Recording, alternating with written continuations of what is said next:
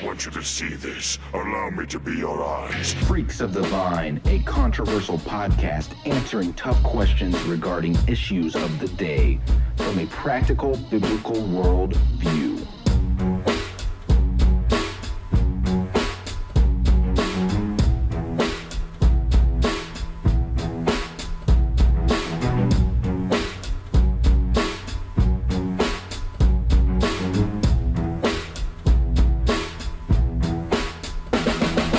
Everybody, what it be? Thanks for listening to Freaks of the Vine. It's the greatest podcast in the history of the planet. Now here are my friends. See you later. Hi, everybody. I'm Patrick. This is Zach. What's up? Kay. Kay. Hey. Okay. Okay. You missed one episode. You forget your cue. I forgot who I was. That's awesome. Gage, microphoneless. Yeah. Hey, how you doing over there, buddy? Good. Good. He gave up his microphone tonight. So we have a couple guests in the studio. Boy, team player. Team player. Way to take one for the team, sir. We have a couple guests with us tonight. Sure do.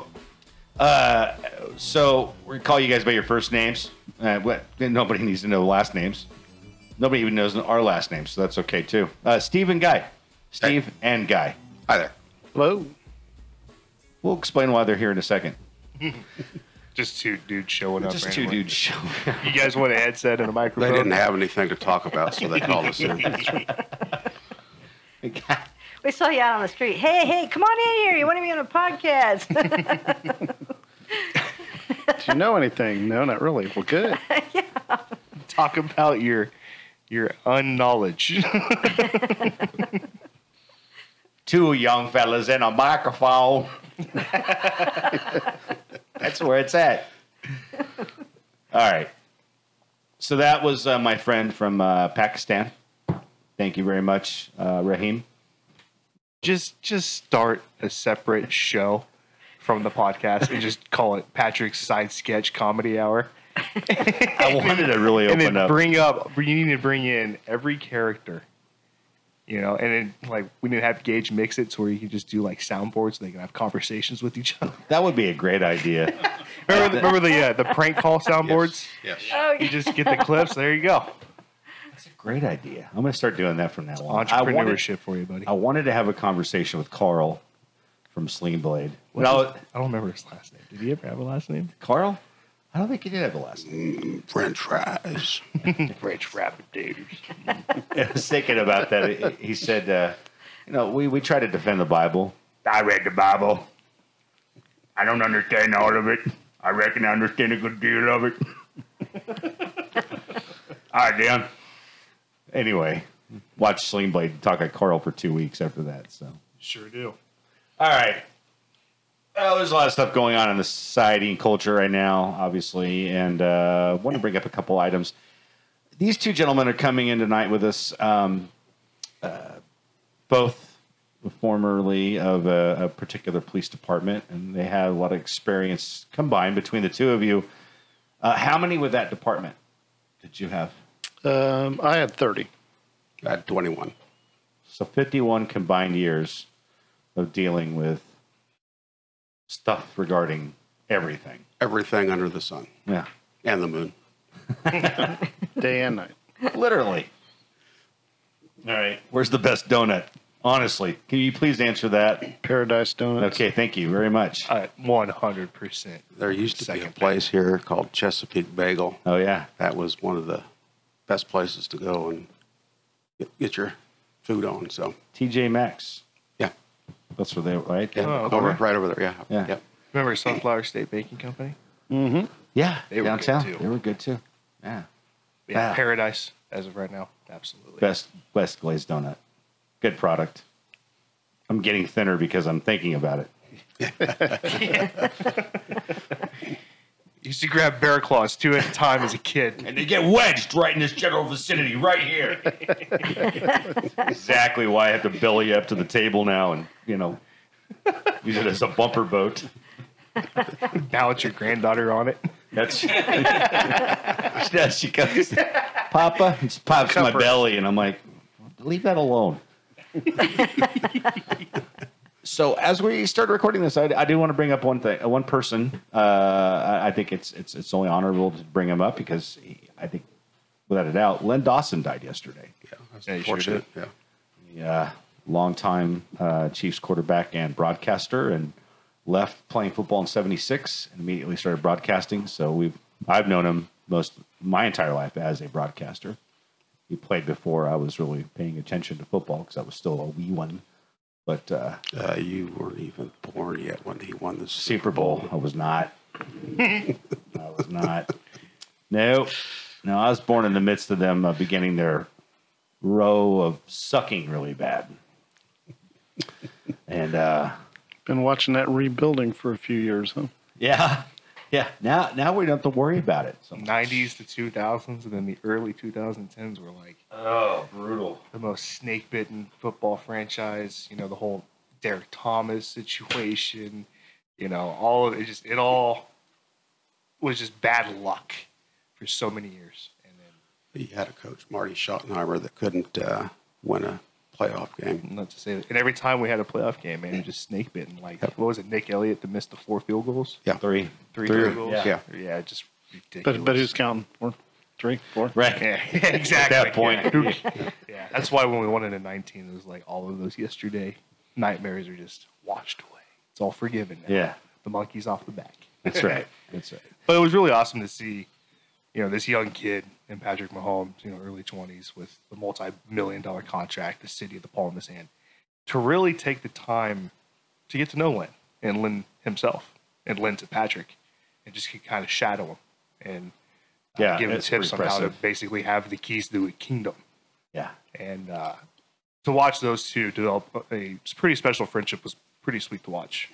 And before we came to the podcast tonight, the Chiefs were playing their last preseason game, and the very first play on offense, the first team offense lined up in the choir style Yes. huddle Yeah. that Lenny made so famous. So it was pretty sweet. Well, Patrick came in just for that. Just for that. Just Yeah, for because that. we're all like, third preseason game, why is there starting quarterback in the game?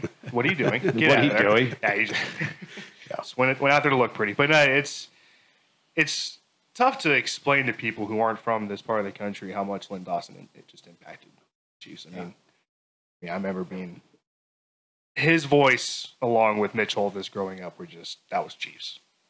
Mom and Dad always listened to it on the radio, you know, that voice. And he was always the voice of just common sense, no BS. Mm-hmm. He would, what kind of coverage was that? You know, like, it was so great listening to him because he was a straight shooter. Mm-hmm. And for non-Chiefs fans, you know, hosting Inside the NFL, or wasn't that the name of it? Yeah. Yeah, Yeah, Inside the Inside the NFL on HBO. And he just, great football guy, great community guy. And 87 years, man, it's a very, very lengthy and good life to live. And he definitely left an imprint. I didn't realize that his health had gone down so much. Yeah. In a short period of time, yeah. When the headline came across, like, 2 weeks ago, they got moved to hospice. Yes. You just knew. Yeah, oh yeah. Once that Hospice gets, care gets involved. Yep. But it's a tribute to him as a man and a person, and it's just had to take a minute to homage that guy. So Absolutely. So the first interview with Steve was how long ago? I think it was it last year? We're pushing on almost a Yeah. year now. It was either our second or third This is my podcast. third Because time. we had here. you in one time, Yes. and the whole recording shot crap. Yes. We had a really good one too, Yeah. but it was just as good the second time. Yeah. But it just sucked losing all of that the first time around. And so, Guy, welcome, Well, thank you. Mr. Newbie. You look good with the headset on, I feel important. don't you? this is the beautiful part of this is it reminds me of Saturday Night Live, and Steve Martin and Tom Hanks were competing for who got to host Saturday Night Live the most at one point. I think Alec Baldwin and his awesomeness. That's sarcasm. Smell that. Anyway, I think Alec Baldwin has now surpassed them, but Tom Hanks and Steve Martin were the longtime guys running back and forth. And so now you're like the Steve Martin Great. guy. You need to catch up with Tom Hanks. Okay. So, I'll do my best. And funny you mentioned Alec Baldwin because with all these headsets and the microphones on, I think of the SNL Christmas skit with Alec Baldwin where he brings out his sweaty balls. Yes. His last name is Schweddy, and he brings out the Schweddy balls. Yes. They're little chocolate balls, and he has different for different Ben and occasions. Jerry's has an ice cream now called Sweaty Balls. Oh, no kidding. I'll be that guy and say they're delicious. Can you put two Or of those it's sweaty- delicious. That was a great skit. Yeah. Well, thank you for coming back. And, No problem. welcome again, Guy. So we had some different topics to talk about tonight. Why don't we do with something? I want to bring up some stuff in law enforcement shortly. I want to bring up this topic because you guys have done a lot of investigating in your jobs that you had for so long. Between the two of you, did a lot of this. So just walk us through, because why is this Mar-a-Lago thing, why is it bothersome? Because there's a lot of people who think that it's, Trump's just done a horrible thing. And this isn't about a political thing or defending Trump. I'm just talking about searching his property. It's What unprecedented to search the home of a former president. It's never been done in history, as far as I know, as far as I can remember, unless it was something done, back in the 1800s or early 1800s, late 1700s. But the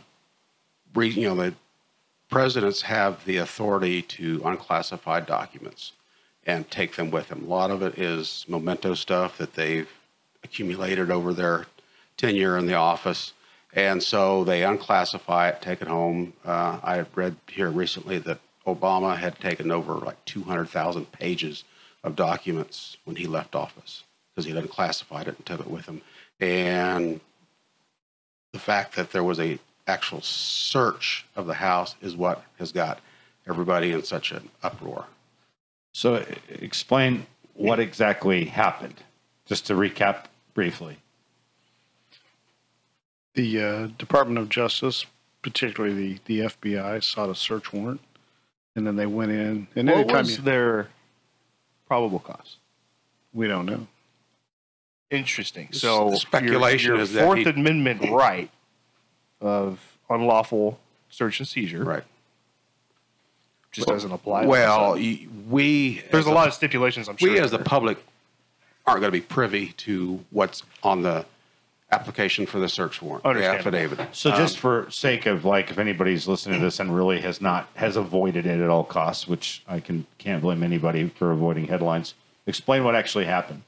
So anytime law enforcement wants to search a residence, that requires a search warrant. There's a search warrant application, which is accompanied by an affidavit, which lists the facts, the elements of the crime, the probable cause for a judge to look at. And then the judge has to agree with the information in the affidavit to sign the search warrant to go after those particular items that you're looking for. And they have to be specific items. I can't just... Unless played view doctrine.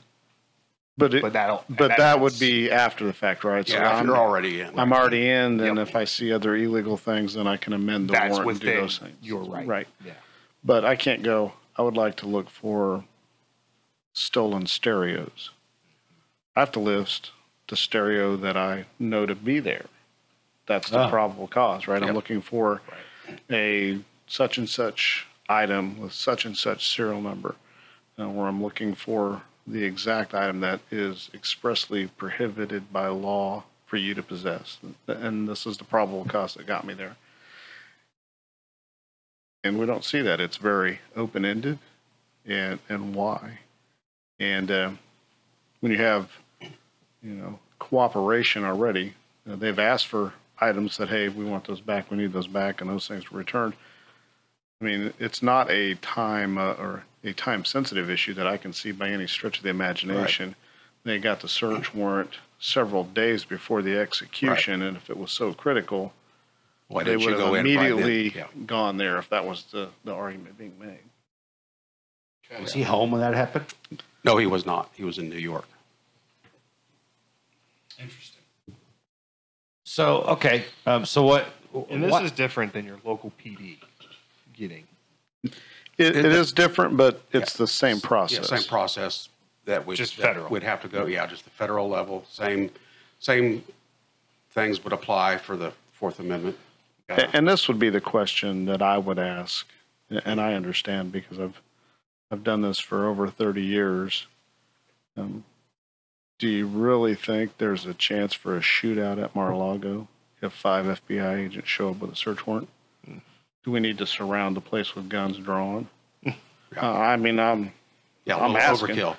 But if you look at the history of every time that someone associated with Trump has had a search warrant executed on their premises, on their property, there's been 10 to 20 FBI agents with their weapons drawn, helicopter overhead. One of the persons in New York that was searched, they had FBI agents in boats in the harbor, thinking that the person was going to jump in the water and try and swim away. So there has been this element of overkill by the FBI, and so it's put a bad taste in everybody's mouth. The individual agents have no control where they're sent. They're sent by who's the director of the FBI now? Is it Ray? Last name, yeah, Ray's the director of the FBI, but Merrick Garland is the big overseeing boss of DOJ. Yeah. Gotcha. Okay, they're the ones that pull the puppet strings. Maybe not them necessarily. Yeah, they send the orders, and the orders roll downhill. And Okay. So let's say this happens, and so people who let's just be honest. Anybody who, like, for instance, would be a Trump supporter, Trump fan, would automatically be worried about it. I'm not bringing that up for that reason. I'm bringing it up for this reason. I have a problem with the federal government beginning to do things that they've never done before. Correct. Yep. So let's talk about that for a minute, because that's the sore subject for me. I think for anybody. Well, on that really note, think about it. I seriously just watched something a couple of days ago. He's an Amish now farmer, totally lives off grid, but they have an internet connection because he still likes to keep his ear to the ground of his way. He put it up just current events. Because, I mean, even though one person can't necessarily overthrow the regime, you still got to know what's going on. Right. So he basically just informed everybody that now the federal government is infiltrating, and basically what happened is that they showed up at this guy who is a community supporter in beef, chicken, pork, grows his own vegetables, has his own produce, and he actually had to jump through a bunch of loopholes to get it to where he could sell locally. Well, now the federal government is stepping in and trying to shut down his operation because he's not refrigerating properly.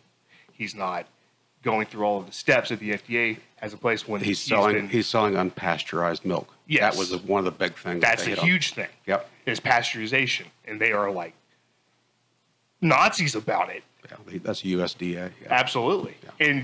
But one of the biggest, there was a Vietnamese refugee who commented on it and said one of the biggest things that was the communist overthrow in Vietnam was the government controlling the food. Yes. They completely step in and they take control over all outsourcing, selling, production of what we eat and drink. And this is happening to the Amish. The least of you would think we have to worry about, man. Yeah, the least They threatening find people. electricity, offensive. Not all of them, obviously, but they're living like it's $14.99. Well, but we're attacking these people. Why? but because they can live off the grid. I mean, they're prepared to do it, right. right? I mean, No kidding. We as a society also have given the federal government all kinds of control and oversight of our lives in the last 50 years that this country was founded on getting away from that. Right. Yes. And the control from the food to what would be improper police procedures as far as like the FBI.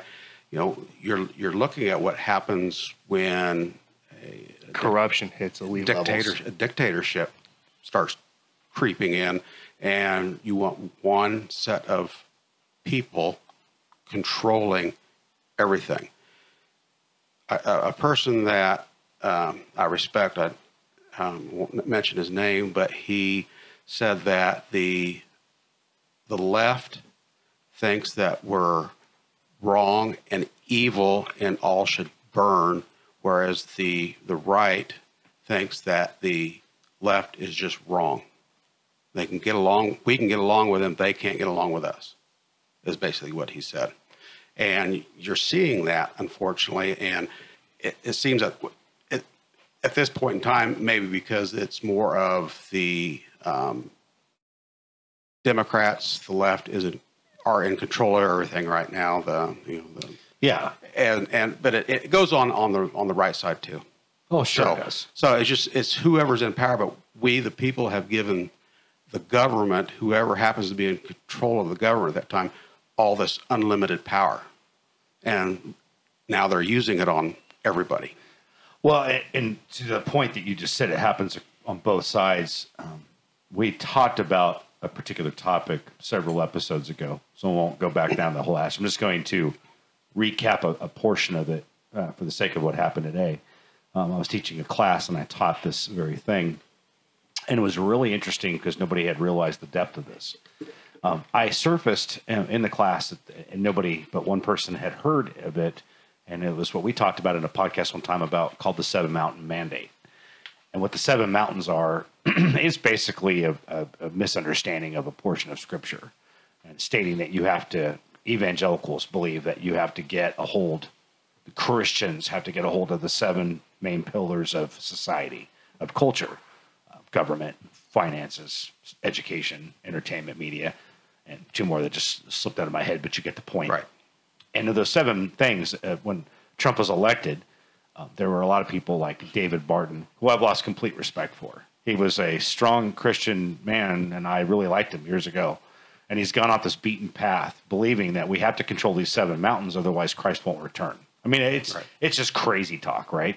But there's a lot of pastors, a lot of people who found that they felt like Trump was their avenue to get there. Mm-hmm. And so they were really trying to coerce him into believing this too. And so they were trying to get all these, the conversation went from that to, we want believers to be anywhere. And I told them, I said, well, it's like this. It's like if you have a staff boardroom of 20 people, and let's say 3 of them are Christians, and you're talking about an ethics policy. The 3 Christians, if they're outspoken, true, good, solid, moral people, they're going to be looking out for human rights as a principle of Christianity. So if they let their voices be heard, they can be very influential. Right. That's what Christians are supposed to do.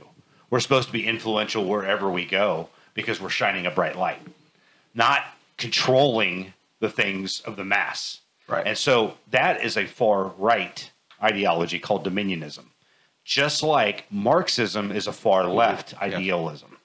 So you basically are having the struggle of power between the two. So that's what's really interesting. And I think that's the point, is that from a Christian perspective, we can't be involved in either side of that. Right. But we also have to be abreast of the situations. And so when I heard about the Mar-a-Lago raid and I started reading more about it, and no dog in the fight here, I just was thinking, isn't this a violation of the rights that you talked about a while back, Zach? It's like, where do we draw this line? And then bringing up this Amish thing, that's even more frightening. Well, it's true control.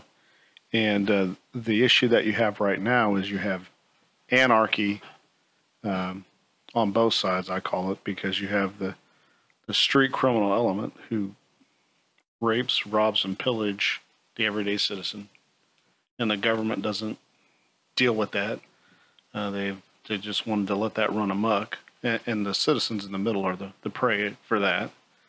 And then you have the government on the other side who doesn't do anything about the criminal, but yet we're going to go after the middle-class, hardworking American conservative person to keep them in check. So you need to be worried about that. It's almost like they're trying to completely destroy the American middle class and just separate it to absolute poor, poverty, and elite rich. Well, if they're really just trying to make that's Marxism. That's exactly what it is. If I make you come to me for everything, your food, your freedom, your whatever, then you have to have me. Right. And the whole mindset is, there was just like a 1940s cartoon, and they did it, illustrated it beautifully. You know, oh, I'm going to make my own food. I'm going to have my own farm. I'm going to have my own. Nope, we're the state. We're going to make sure that you're fed because we have your best interest. Nope, that's the entire antithesis of why this country was founded. Have you guys ever seen the movie The Departed? Yes. Yes. I love at the beginning of it when he ends up being Matt Damon's character as a little boy. When Jack Nicholson's having his little spiel and he goes, you know, I was your age, they used to tell us you could be either a cop or a criminal. But I'm here today to ask you this. When you're faced with a loaded handgun, what's the difference? I was just like, I mean, it's from a movie. Right. But, I mean, it's like, you can take that point and run with it if you want. But, yeah, it's getting to the point, man, where you're seeing blatant evil. I mean, we're seeing the average Joe blue collar guy getting absolutely, you know, X-rayed. He's being, you know, everything he does is under a microscope, being watched. And then you can go on and see on social media, this dude posted a picture on a comment thread. Doesn't make a difference what it was, but the picture was, guys, basically I can describe it of like a Sasquatch body with the goat legs, the beast head, and the ram horns. And he's got a naked woman on her back in the middle of a pentagram, obviously humiliating her for a death metal album. We can just sling stuff like that all over, you know, a platform where children are. And these guys are going to, no COVID-19 misinformation flagged on that one. You get flagged if you say something about a vaccine. It's just the absolute disregard in the fact that we're completely off on what's right and wrong. The morality concept is just gone. The side to that is there's no such thing as misinformation, right? It's a lie. Right. Let's call it what it is. Yeah. But all your big platforms are agents of the state. Mm-hmm. I mean, it would be no different than if I sent somebody in after I was told I couldn't go in and look for something, and I sent the KPL guy in because he could go in there to look for me. He becomes an agent of the state, and that doesn't fly. And we're dealing with something now where we have an invisible dimension with technology, the internet, and you're trying to have control over it. Right. It's the same concept as Evergy owning the electrical power grid. You're at their mercy. And you are 100% the cable company. You are at their mercy. They own it. If you don't pay it, boom, your service is turned off. The whole thing with the internet now, and people trying to track, and ads popping up on stuff that you literally just had a conversation about. Right. Yeah. Come on, man. That's not just a coincidence. That's happened to every single one of us and every single one of you listening. You know exactly what I'm talking about. Yeah. It's because, Google, as much, as an Android user I am, I don't use anything Apple. It's not because I hate Apple. I hate Apple. Yeah, well, you hate Apple. Apples are good for you. Eat more apples. I'm just, Samsung. Yeah, but Google's number one initiative, man, is to track you and make sure they know who you are. I read an article about a lot of how that pop-up stuff works that you get. So if you are looking something up on the internet and you look at it, so it tracks you through the cookies. Well, similar interests. It has information on all the people that are in your contacts on like Facebook. And so they think, hey, he likes this, so this person that he's friends with might like this. And the same thing goes the back way. So if you had a conversation with your friend about something, and then you go home and open up your Facebook, and there pops up that ad, it's because he's looked it up. And so Facebook says, hey, you're friends, so you might like this too. And it's scary how the rabbit hole mean, that's how far deep we are. Well, we're so deep in what we have not held accountable is the Constitution of the United States, right? So freedom of the press, right? The internet. How do you apply a document written so long ago that had no concept? But the internet is But this is freedom where of the press. it is. It's how we communicate now, right? You know, the newspaper itself, printed off and being delivered, was what they were trying to protect. But these are the other platforms that When they started disguising news as advertisements, right. that's when you were like, okay, something's up.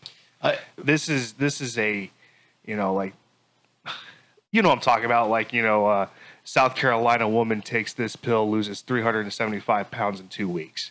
You know, you're like, what? I click on it, and it's an ad for Nugenics. Yeah. It's not a news story. Yeah. It's a false bullcrap, random made up just to hook, line, and sinker you in to go buy this product. The bait and switch. It is. And, I mean, you're seeing... Well, the point I was making, though, on that is it can't be controlled. No. I mean, you can try. so if you name YouTube, right? Mm-hmm.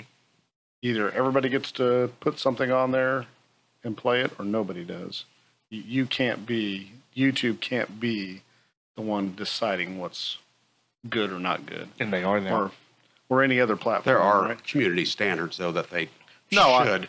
I'm not a. You wouldn't want to put, you know, obviously it's against law, you know, child pornography on YouTube. Right. No, Or, and I'm not talking Yeah. about that, but if you get on there and give me the rundown on COVID-19 as your opinion, Yeah. That's what it is. it should stand. Yeah, that's what it is. It's an opinion. You know, Unless it Or- doesn't fit a narrative. Right. and that's where. But then these, you have guys like Steven Crowder who give their factual information in a video, and they even sort, or excuse me, they even cite the sources which they're getting their information from. And because it violates their standards, YouTube will strike his channel. right. So they're playing publisher, and they should be held accountable. And they've only started recently doing this. You know that it shouldn't be allowed. That you know, hey, if you can put something on there and say COVID-19 is dangerous, I can put something on there and say it's not as dangerous as he says. You should be able to, but that's not the case anymore. I know. And it's absolute hypocrisy. Well, I want to. You know what I mean? yeah. I want to switch gear because Yeah. you guys just brought that point up, and I want to bring this up again to you two. You guys can chime in. Tell me if 4 of the 5 top insurance companies in the United States of America are up 300 to 400% in payouts of life insurance policies over the last year. How is it that if and they are citing ramifications from COVID Right. and the vaccine Right. as their reasons? Because they have to disclose that. Yep. Otherwise, they don't pay it out. Yeah. Right. There was a big study over in Germany. It's where some of that information came out that the number one insurance company in Germany had, and I can't remember the number of how many benefits how many people they had to pay out for because they died of reaction to the vaccine. Okay. So But here's it is all classified under COVID. right, precisely. So you have the same problem here in the United States. But if you search through any Google or even what's the dog? You know what I mean? Bing Yeah. and anybody else. Yeah. Any other search engine for vaccine side effects, you only get reports from 2021. What month is it that we're recording this? 2022. August. Of We're in the 2022. fourth quarter of 22. How is it that we have no reports from this year? And the only ones that you do are, 1, from the World Health Organization. Right. Number 2, from the CDC. Trustworthy. Not trustworthy. Yeah. That's the point. Yeah. They're suppressing, they're completely suppressing, Suppressing like the Reds did, information. Yeah. Information Well, that we have a right to know. But if you search monkeypox right now, you can find 7,000 different sources over pages And upon half pages. of them are about how we need to not stigmatize it to the gay community. Hey, Yeah. Well, you know the we'll big leave issue that one alone. The big issue that I see with this is and this is technology. This is the time we live in, right? Printing presses were the way of the past, right? 100%, man. But if you printed a news article, you put it in a book, you made a report, it went out. Right. I got it. it can be searched. It can be found. I It's not remember, happening anymore. I remember my mom taking me to the public library and going through the old newspapers on that like projector machine. You know, guys, what I'm talking about? Microsoft. Okay, that's what it was. Yeah. So to your point, every published printed document, such as a newspaper, is archived, and you can go back and boom. So we're losing that. Yeah. Oh, they don't want that. We want things digitally because then you can't hold me accountable. It's easily manipulated.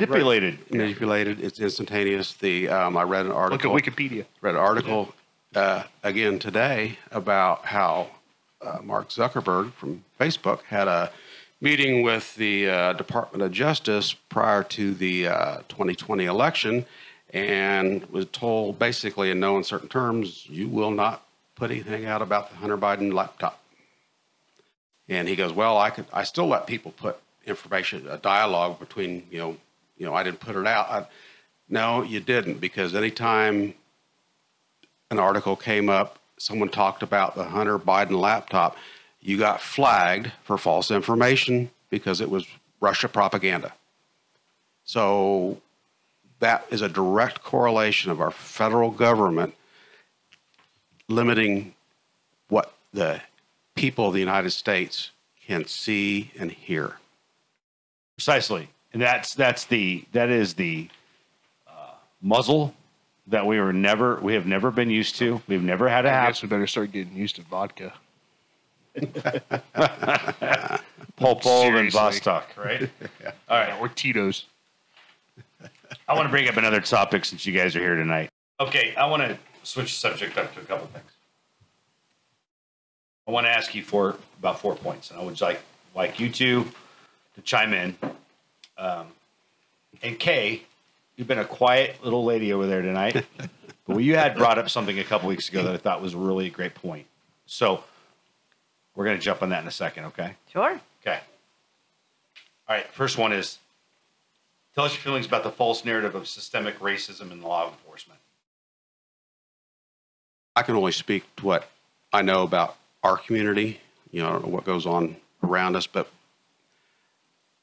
I was never exposed or observed any type of systemic racism in the department that I worked in.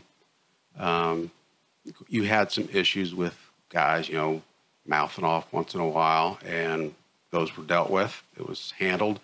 I remember we had an officer that was still on probation, and he went to a call, and he did make some disparaging remarks to and about African Americans, and he was summarily fired. There was no hiding it. There was no cover up. He was fired. All right. Guy, your turn. The lack of budget support for needed improvements. Oh, you get the hard one. Oh, yeah, it's tough. It costs money to catch criminals and to keep the community safe. And so the more you short that, the more at danger you are as a citizen. So if we just look at Shawnee County, let's say, and I'm just going to spitball these numbers because I don't have anything in front of me. About 200,000 people live in Shawnee County, maybe a little more, I don't know, maybe a little less. Let's say at any one time, during peak hours of law enforcement, there might be 30 to 55 law enforcement officers running around the county. So give me a couple good incidents and the resources are used up. So you start shorting the amount you pay your police, which directly correlates in the quality candidate or person you get to do the job. You start shorten budgets and cars and equipment that's needed to perform certain tasks, and you can only work with what you have, and so it's going to affect somebody at some point critically. Okay. I would like to touch on that real quick. And it isn't just something new. I mean, police departments have always been faced with budget cuts, need to hold the line, because the biggest cost in any department, any agency, is manpower. So whether it's this year, last year, or 20 years ago when I was on, and I was working night shift, I was the only car on the east side of Topeka. And I would call her as I got out of roll call and said, if I get killed, here's a copy I'm going to hide a copy of how many people are on duty. So that way you can sue the city for everything that they got because they did not have enough manpower to cover the streets adequately. But that was a long, so it's not something new. Huh. Insightful. Yeah. I have one for you here in a second, Zach. Okay? I'm going to ask you, the other one of you can take a stab at this one.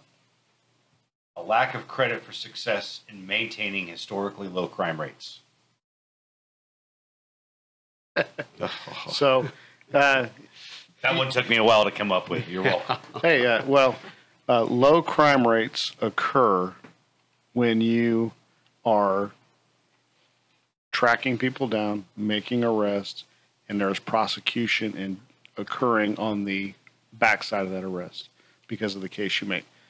When you have climbing crime rates, it's because you are doing less as an agency. So why do criminals do what they do now? Why is it so violent? Why is the fleeing criminal such a threat? Because agencies nationwide have said, you know what, it's real dangerous for us to do this. We're going to back off. So you let your kid climb up on the stove and grab a cookie off the refrigerator and you don't do anything about it. Guess what's going to happen on a daily basis? That kid's climbing up there and getting a cookie whenever he wants. And these criminals know that the policies that have been put in place are going to let them do whatever they want to do if they just act reckless enough. And the fact that these people are smart. Yeah. They know what they're doing, and they are monitoring you guys with the free open airwaves of your radio chatter. Right. Sometimes. It's on Facebook. You can listen to On it on Facebook, Facebook. they've got their own radios hooked up in the garage. They know Yeah, someone. but it's been that way for a long time. It has been. They've Years. had scanners forever. Years. So. But the fact that when I went on a ride along and I was like, so there's no like crackdown on people listening into police chatter. No, it's considered as long as it's not encrypted. Right. And there are frequencies that law enforcement Sure. says it's encrypted that Sure. they can't listen to. Uh-oh. Gage grabbed the microphone. I don't have nothing important to say, but it reminds me of a Key and Peele episode where he's like arresting some guy after he stole something, or I don't remember what happened, but he's like, all right, don't, stop, freeze, don't move. And then the character like takes a step. He goes, don't put your foot down. Put your foot down. And he puts his foot down, and eventually he's like walking away. He's like, you quit moving. And then he opens the car door. He's like, don't get in that car. Don't get in that car. And then he's like slowly turning the key and eventually just drives off. But he's just keeps telling, don't do that. Don't do that. It just reminded me of that. Robin Williams had a rant about that in the fact that Britain, they didn't, and the officers didn't carry guns at the time. This is about 87, 88 when he was doing the stand-up. And he said, what do we use? Harsh words? Stop! Or I'll say stop again. Yeah, I will say with that topic, when crime goes up, a lot of it, and you can also point to economic hardships within the country. Mm-hmm. When times are good, even the criminals will get a job, and because they can make money and not have to go to jail. Whereas opposed to when things get bad, when your gas is $5 a gallon and a gallon of milk is $4, and you have, a pound of hamburger is $5. So even if they got a job, it still wouldn't be enough. So crime goes up when you have hard times within your county, your country. Okay. So this last one, Zach, I want you to chime in on this one. The need for more application of scientific crime fighting methods. Well, get with the times or get left behind. That's one thing that in taking criminology, how much focus now is through digital means. And with everything being very public, and even police officers have access to the dark web. That's how a lot of people are busted, is you get someone smart and knows what to do, and they start peeling back that onion in that dark web. And I tell you what, man, it's one deep iceberg. You get some really gnarly stuff in humankind. But taking a scientific, analytical approach to it, you know, concentrating more patrol on hotspots, things of that nature, it's beneficial. But when you are stripping these guys of everything, it's so difficult to implement because you're stretched thin. And you're trying to focus on the many big other thing to things. that is you have to. Law enforcement is truly behind on some of the social media platforms.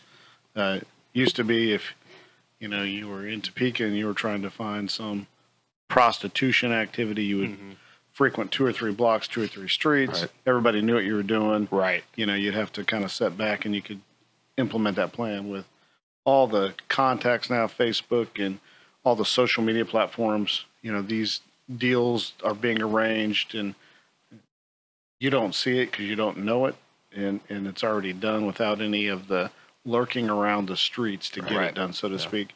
But we really have to, and this is just a simple analogy, right? If, your floor is dirty, what do? You vacuum. You vacuum, right? You pick up the big pieces of trash, you broom it, you vacuum it, and you continue to do that.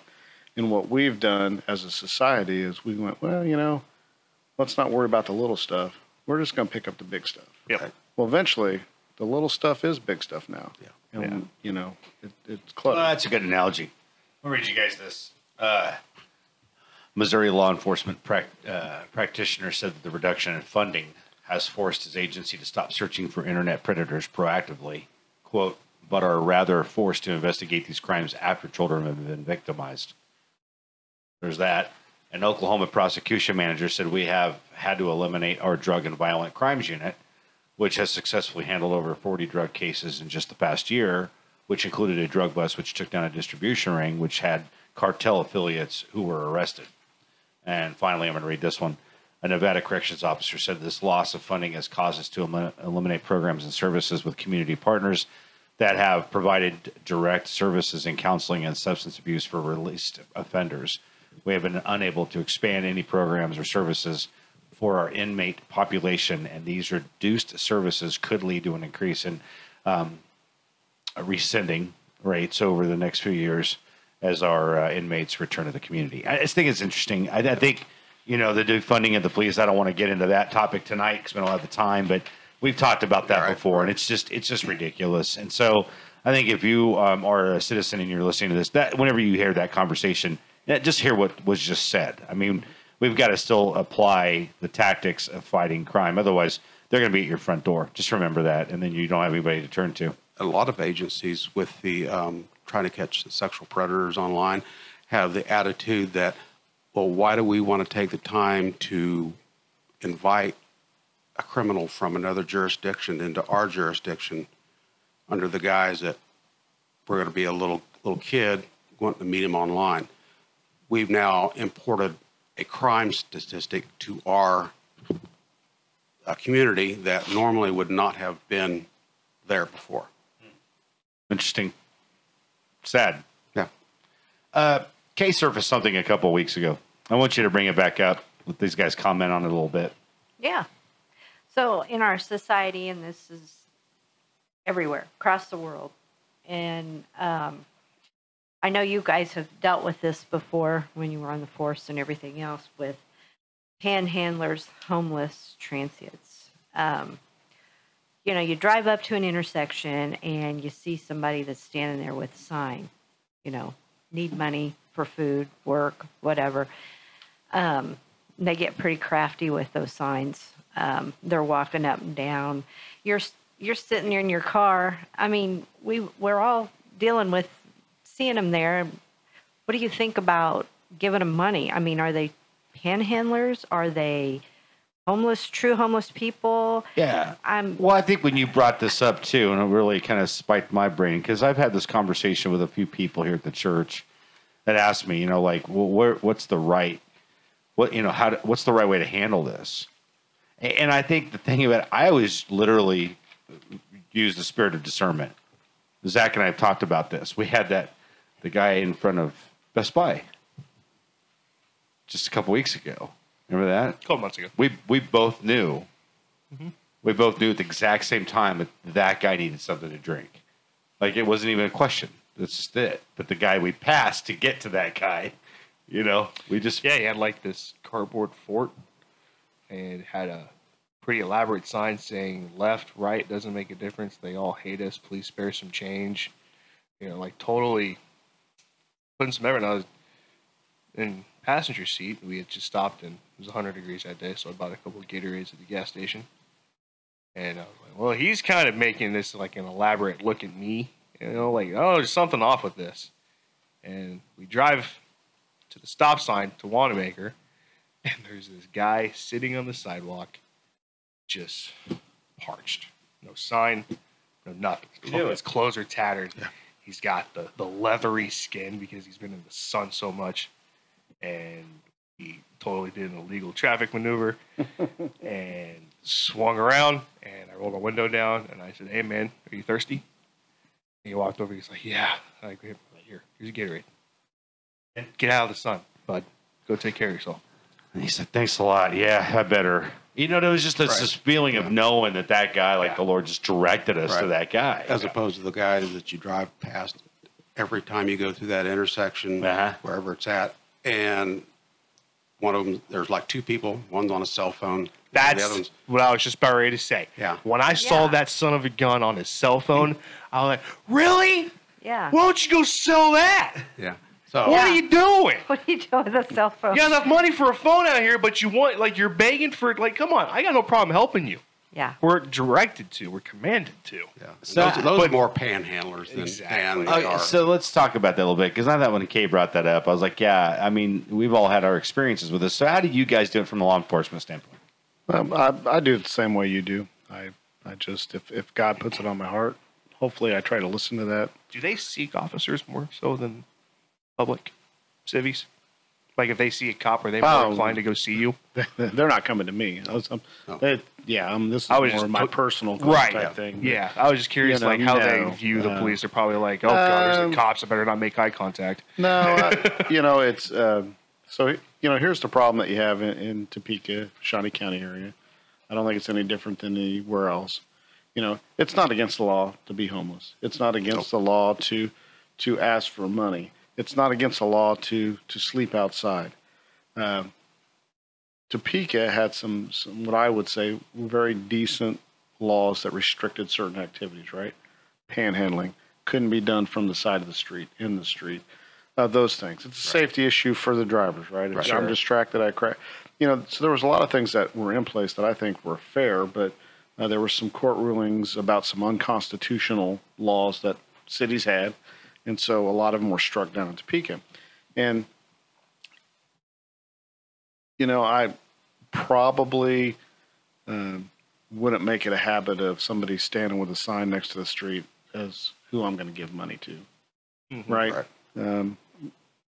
I'm looking for the guy that is sitting over by himself, doing that kind of thing. And not that if somebody approached me and had a sign that I wouldn't give, God's going to put on my heart what to do, but I think you just have to be really discerning, and I know more than once that I've given money up to people who had a pretty good need for what I thought was money, and then find out that, and that was just a line of horse hockey, right? But no kidding.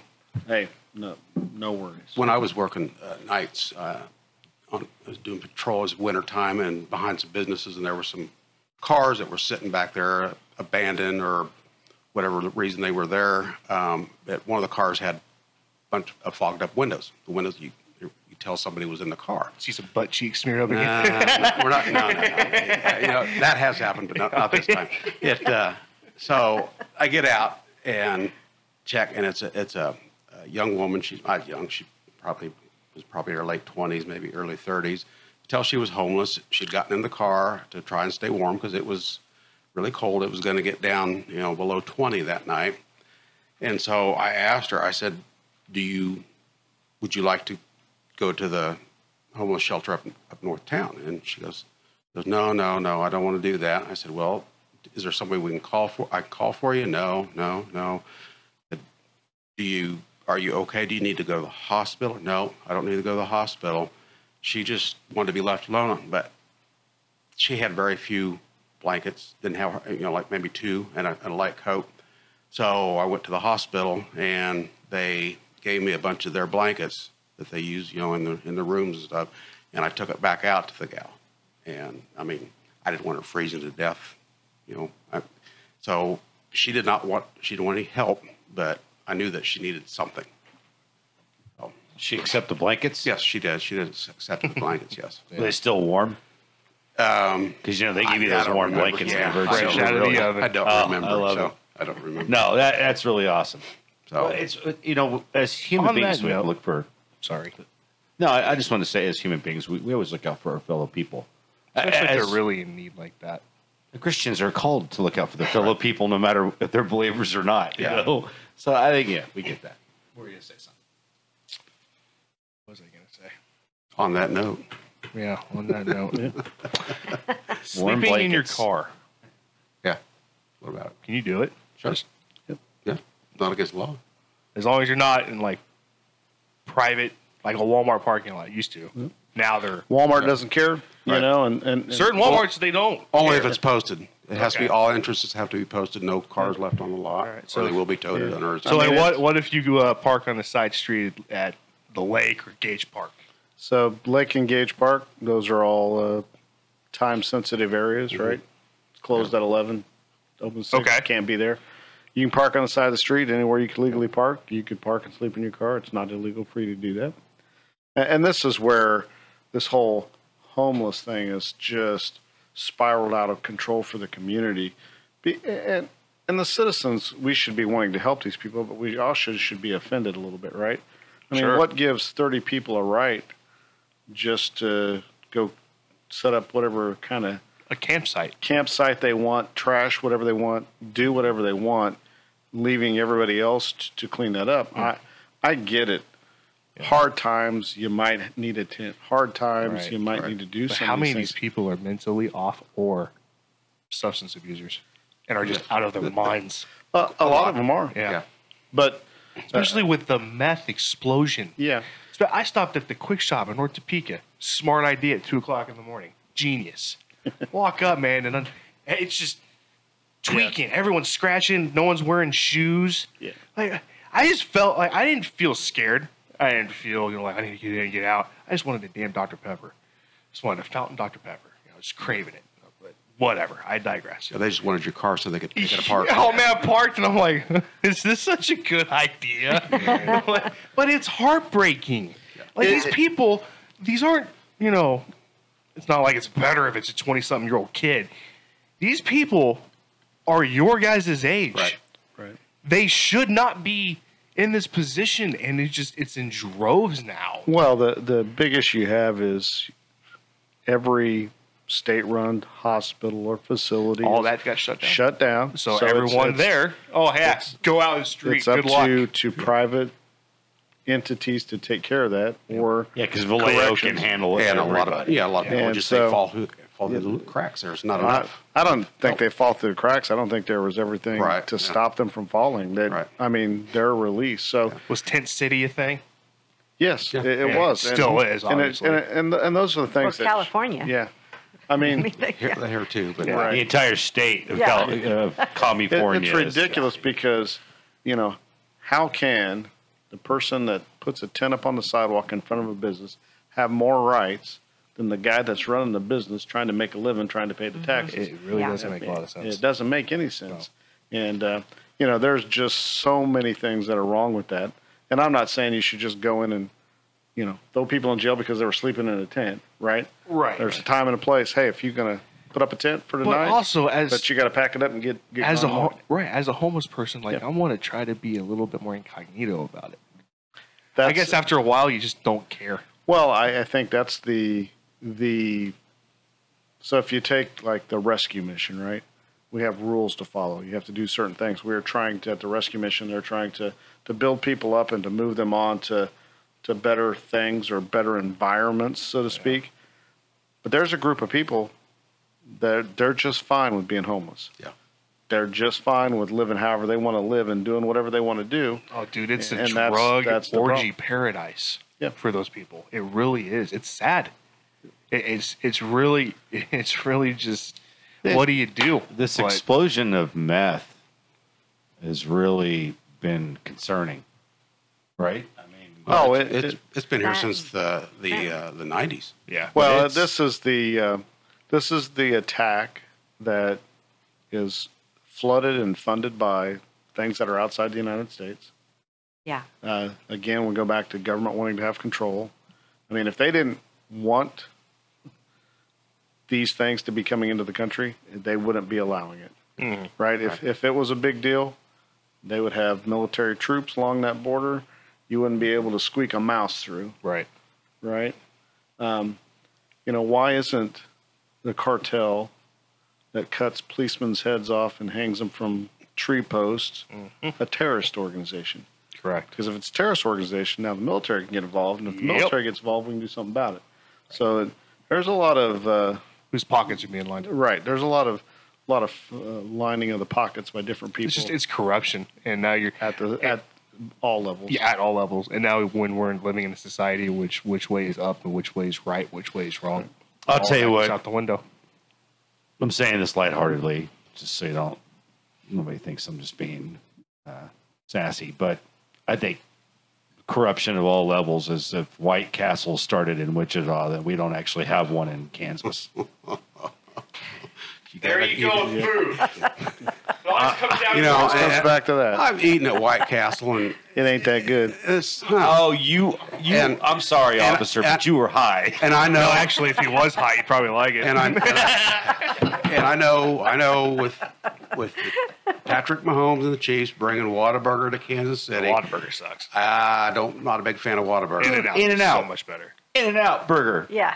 amazing. I got the recipe. I make mine at home. In-N-Out. Yep. When we coming over, I don't care if beef is $5 a pound. You're gonna hook us up. So well, this is where we have to be careful, right? Because where was In-N-Out founded? Commie. California, California. right?